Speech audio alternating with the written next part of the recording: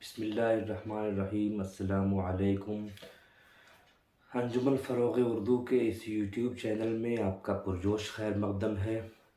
10वीं जमात में हिस्सा नस्र के तहत किताब नवाए उर्दू में 3 अफ़साने शामिल हैं।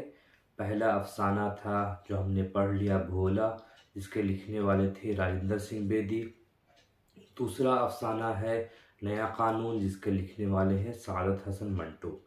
पहला अफ़साना जो भोला था वो एक नफ़सियाती कहानी थी। बच्चों की नफ़सियात को मद्देनज़र रख कर वो कहानी लिखी गई थी। लेकिन नया क़ानून जो अफ़साना है, सादत हसन मंटो जिसने लिखा है ये अफ़साना उन्होंने एक सियासी अफ़साना लिखा है और तक़सीम हिंद के पस मंज़र में, हिंदुस्तान तक़सीम होने से पहले जो हिंदुस्तानियों की ज़हनियत काम कर रही थी उसके हवाले से ये अफ़साना लिखा गया है, जिसमें बताया गया है कि ग़ुलामी क्या चीज़ है और ग़ुलामी से कौन कौन लोग परेशान हैं। इसमें ये दिखाने की कोशिश की गई है, मंटो ने ये बताने की कोशिश की है कि एक छोटे तबके का आदमी जो मंगू है, मंगू जो इस अफ़साने का बुनियादी किरदार है, मरकज़ी किरदार है, जिसका नाम आता है मंगू कोचवान। कोचवान जो घोड़ा गाड़ी चलाता है उसको कोचवान बोलते हैं। मंगू उसका नाम है और उसकी मुनासबत से उसका नाम ही पड़ गया है मंगू कोचवान। मंगू कोचवान की नफ्सियात क्या काम कर रही है, उसके ज़हन में कौन सी बात है कि वो समझ पा रहा है कि नया कानून आएगा, यानी जदीद आइन आने से क्या क्या तब्दीलियाँ होंगी, उसका जो ज़हन है वही काम कर रहा है। वो समझता है, वो अपने अड्डे में, जिस अड्डे में जहाँ वो अपनी गाड़ी लगाते हैं वो लोग, वहाँ सबसे अक्लमंद समझा जाता है। लेकिन उसकी तालीम सिफ़र के बराबर होती है, यानी ज़ीरो के बराबर होती है।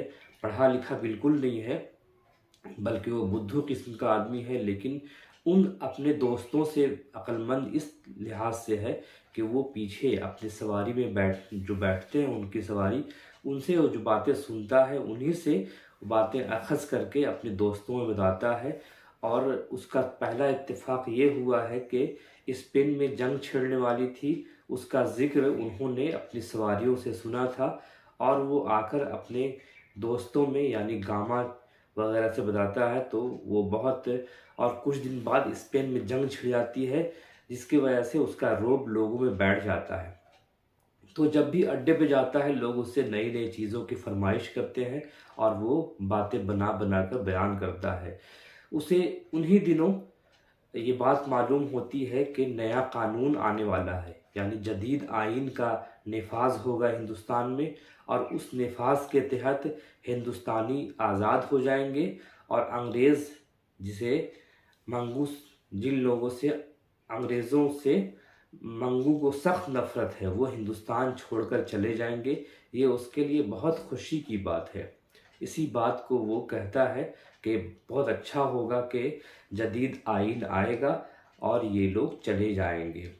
लेकिन उसकी तारीख़ ये तय होती है कि वो जदीद आइन यानी नया कानून कब आएगा, 1 अप्रैल को आएगा। 1 मतलब 1 अप्रैल को वो तारीख़ आएगी। और उसके बाद वो बहुत खुश होता है, 1 तारीख का इंतज़ार करता है। इंतज़ार करते करते वो दिन आ ही जाता है। उसके बाद वो वहाँ जाता है, अनारकली कहाँ कहाँ हर तरह के रोड पर वो टहलता हुआ देखता है। लेकिन उस दिनों सुबह सुबह कोई भी चहल पहल नहीं होती है। लोग, उनको लगता है, मंगू को लगता है कि लोग लेट से उठ रहे हैं, खुशी का दिन है, लिहाजा वो अपनी गाड़ी लगाकर इंतज़ार करने लगता है। लेकिन उसी दरमियान एक अंग्रेज़ उससे मिलता है जिसकी इससे पहले लड़ाई हो चुकी है। अंग्रेज़ उसको बुलाता है सवारी के लिए, लेकिन वो तो ये समझता है कि नया कानून आने वाला है और अंग्रेज़ों को बैठाना बेवकूफ़ी है, लिहाजा वो भी बेरुखी से बात करता है। और यहाँ तक नौबत आती है कि दोनों में मारपीट हो जाती है। इसके बाद वो उसे पुलिस पकड़ कर जेल खाने ले जाती है और वो नया कानून चिल्लाता रहता है। यहाँ हम देखते हैं कि सादत हसन मंटो ने सियासी अफसाने लिखकर ये बात बताने की कोशिश की है कि अफसाने इस तरह भी लिखे जा सकते हैं। इन्होंने कई अहम अफसाने लिखे हैं। नंबर 1 सियासी अफसाने लिखे हैं। नंबर 2 तक़सीम हिंद के बाद जो अलमिया हुआ है उसके अफसाने लिखे हैं, यानी फसादात के अफसाने लिखे हैं। और नंबर 3 जो उनकी बुनियादी पहचान है, तवाइफ़ों की कहानियाँ उन्होंने लिखी हैं। कहते हैं कि मुझे ये कहानियाँ लिखने में बड़ा मज़ा आता है। मैं समाज में जो बुराइयाँ छुपी हुई हैं उसको निकालने की कोशिश करता हूँ, या और यही एक फ़नकार का कमाल है। तो मंटो ने जिस अहद में आंखें खोली वो ज़माना हिंदुस्तान की ग़ुलामी का था। और जब वो दुनिया से रुखसत हुए तब भी वो एक कर्ब से गुज़र रहे थे कि दो मुल्क बट गए, आपस में तकसीम हो गए थे। और इसका कर्ब भी उन्होंने बहुत झेला है, जिसका इजहार उन्होंने अपने बहुत से अफसानों में किया है। इसके बाद हम लोग इस अफसाने में हम लोग देखेंगे, ये अफसाना 1938 में लिखा गया है और इनके दूसरे मजमूए में शामिल है। इसके बाद हम देखेंगे कि उनकी सवानही कैफियत क्या है, वो किस तरह का पैदा हुए, कहाँ इंतकाल हुआ और कौन कौन सी किताबें लिखी। उसके बाद हम देखेंगे कि किस किस तरह से मारूज़ी सवालात बन सकते हैं मंटो के हवाले से और नया कानून के हवाले से। आइए हम लोग देखते हैं। सबसे पहले मंटो का सवानही खाका। सादत हसन मंटो 11 मई 1912 ईस्वी को लुधियाना पंजाब के सिमराला गांव में पैदा हुए। आबाओ अजदाद यानी बाप दादा 18वीं सदी के आखिर में कश्मीर से हिजरत करके पंजाब आए और लाहौर में बस गए। बारी साहब तालीम उनकी वहीं हुई। उसके बाद अलीगढ़ आए, वहाँ से उन्होंने पढ़ाई की, लेकिन इन्हें खातिर खा फ़ायदा नहीं हुआ और बारी साहब नामी एक शख्स मंटो की ज़िंदगी में दाखिल हुए जिनका नाम है अब्दुल बारी अलीग। ये भी अलीगढ़ से फ़ारिग थे और मंटो भी थे, लिहाजा दोनों में दोस्ती हो गई और उन्हीं की बदौलत मंटो की ज़िंदगी में इनकलाब आता है। उनकी खिदमत में मंटो ने 3 महीने गुजारे। बारी साहब ने मंटो के जहन को समझा और उन्हें सहाफ़त की तरफ राग़िब किया, यानी मतलब उन्हें सहाफ़त तर्जुमे वगैरह कराना शुरू की। मंटो इब्तिदा में मगरिब से बहुत मुतासिर नज़र आते हैं। रूसी अदीबों का उन पर बहुत असर रहा है। वो मैक्सम गोर्की के मद्दाह हैं, मतलब उनकी चीज़ों को पढ़ने वाले हैं, बहुत तारीफ़ करने वाले हैं।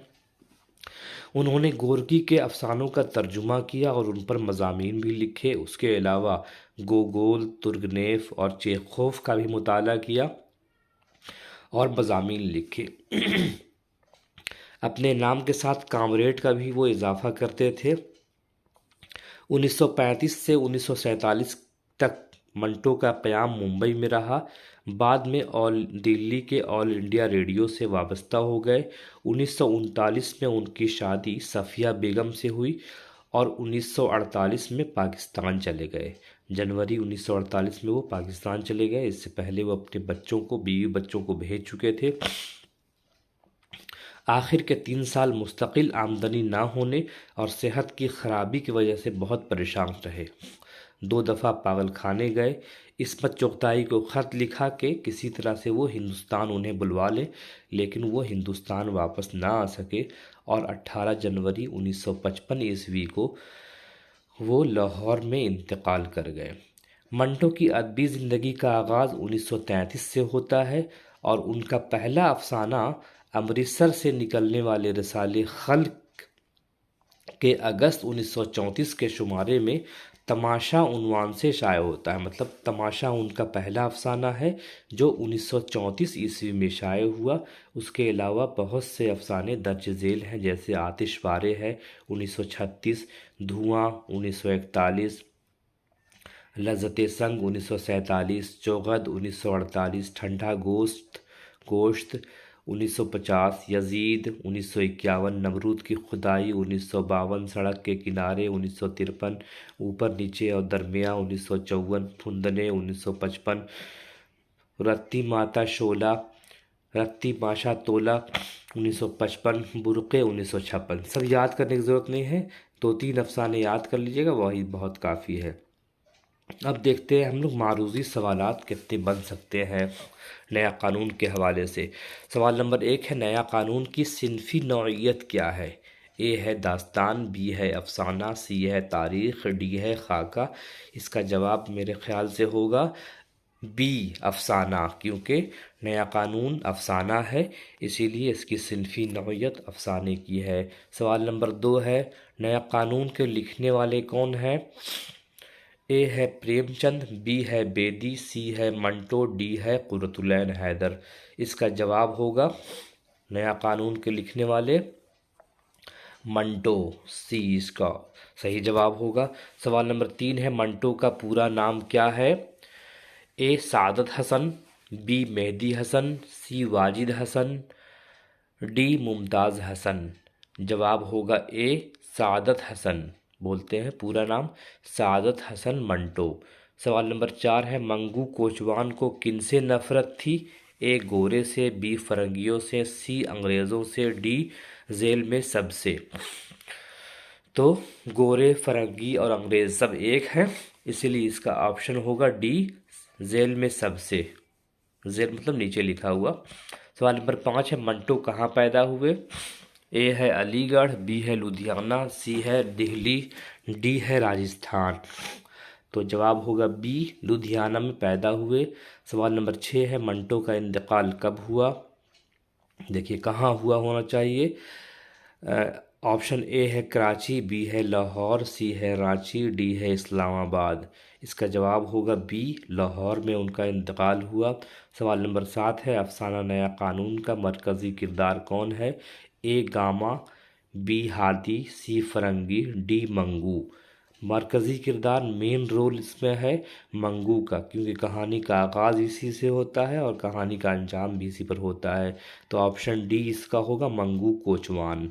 सवाल नंबर 8 है, मंगू कब नया कानून कब आने वाला था? ऑप्शन ए है यकुम अप्रैल, बी है यकुम जुलाई, सी है यकुम नवंबर, डी है यकुम दिसंबर। जवाब होगा ए यकुम अप्रैल। नया कानून यकुम अप्रैल को आने वाला था। सवाल नंबर 9 है, यकुम लफ्ज़ का माना क्या है? ए है 1, बी है 2, सी है 3, डी है 4। इसका जवाब होगा ए यानी 1। यकुम का माना होता है 1, यकुम अप्रैल मतलब 1 अप्रैल। सवाल नंबर 10 है, लफ्ज़ सिफ़र का माना क्या होता है? सिफ़र के माना जो कहानी में आया है कि मंटो की हैसियत, गो कि मंटो की तालीम सिफ़र थी, लेकिन वो अपने अड्डे में अक्लमंद समझा जाता था। ए नहीं, बी मैट्रिक, सी इंटरमीडिएट, डी ज़ीरो। इसका जवाब होगा डी ज़ीरो। इस तरह से और भी सवालात बन सकते हैं। आप अपने ज़हन लगाकर इस तरह के सवालात आप बिल्कुल देख सकते हैं और बना सकते हैं। ज़रूरी नहीं कि यही सवालात आए, आप लोग कोशिश करें तो और भी सवालात बनेंगे इंशाअल्लाह। फिर हम लोग अगली वीडियो में मिलेंगे इंशाअल्लाह। और अगले अफसाने का उन्वान है भीख, जिसके लिखने वाले हैं हयातुल्लाह अंसारी। तब तक के लिए इजाज़त दीजिए। खुदा हाफिज़।